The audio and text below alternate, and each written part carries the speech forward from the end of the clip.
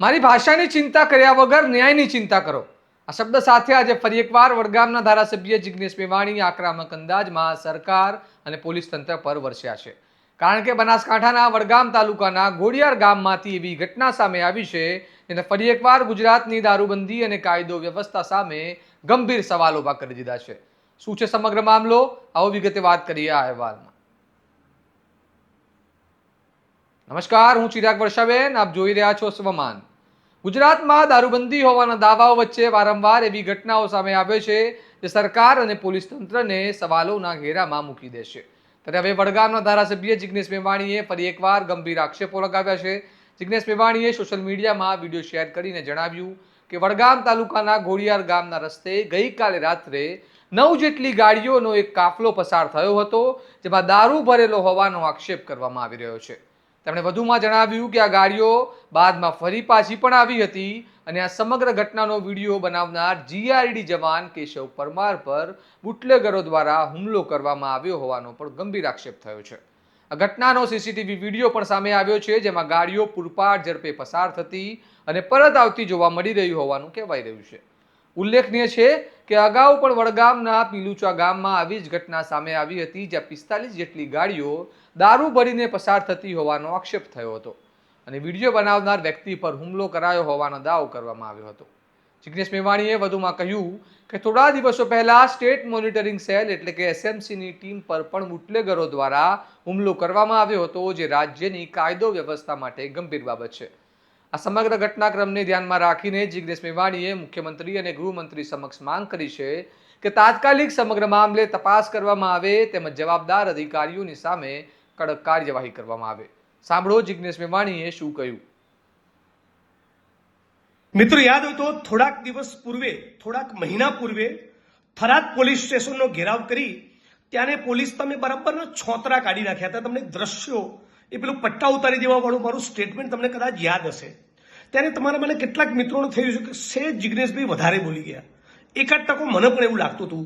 પણ હવે જ્યારે થરાદમાં ભારતીય જનતા પાર્ટીના માણસો ડ્રગ્સના કાળા કારોબારમાં સપડાયેલા જોવા મળે છે, હવે જ્યારે થરાદમાંથી મેસેજ આવે છે ફરીથી 60-70% કિસ્સામાં દારૂના અડ્ડા ચાલુ થઈ ગયા છે, ત્યારે હવે મને 1% પણ રંજ કે અફસોસ પેલા પોલીસના ઉચ્ચ અધિકારીઓની જે ઝાટકણી કરી હતી, એમના જે છોતરા કાઢ્યા હતા, એનો 1% પણ અફસોસ મળી રહ્યો નથી.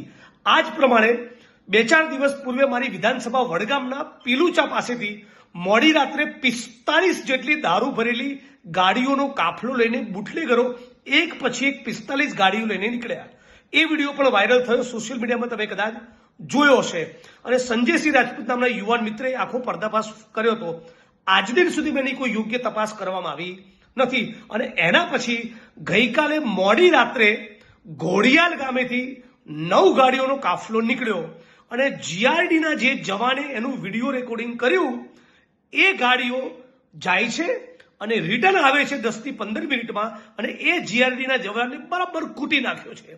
જી હા, ગ્રામ્ય રક્ષક દળ જીઆરડીના જવાન કેશાભાઈ જીવાભાઈ પરમાર ગામ ઘોડિયાલ વિધાનસભા વડગામ ઉપર બુટલેગરોએ ફરી હુમલો કર્યો અને સ્ટેટ મોનિટરિંગ સેલની ટીમ ઉપર પણ 4 દિવસ પહેલા પણ બુટલેગરોની ગાડીઓ દ્વારા વિધાનસભા વડગામમાં હુમલો કરવામાં આવેલો. મતલબ કે આ પોલીસ એ મારી ઝાટકણી ખાય, હું એમની સામે એગ્રેસિવલી કચકચાઈને લડું, એ લાગના જ છે, એ દાવના જ છે.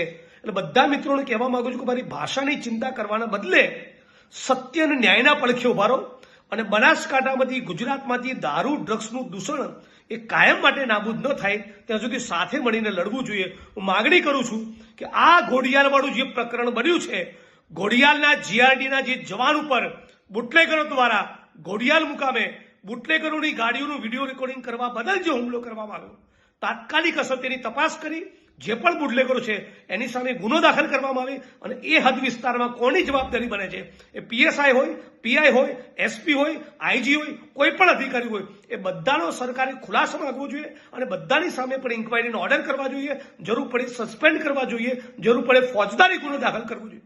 એવું રાજ્યની સરકાર જોડે, ગૃહમંત્રી જોડે અને રાજ્યના મુખ્યમંત્રી સમક્ષ રૂબરૂમાં પણ માગણી કરવાનો છું, વિડીયોના માધ્યમથી પણ માગણી કરું છું.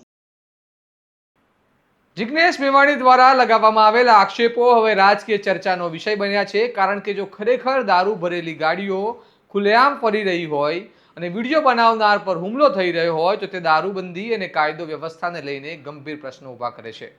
ઉલ્લેખનીય છે કે અગાઉ પણ જિજ્ઞેશ મેવાણી પોલીસ સ્ટેશનમાં અધિકારીઓ સાથે થયેલી બોલાચાલી અને તેમના નિવેદનોને લઈને ચર્ચામાં રહ્યા હતા, અને હવે ફરી એકવાર તેમણે પોલીસની કામગીરી પર સવાલ ઊભા કર્યા છે.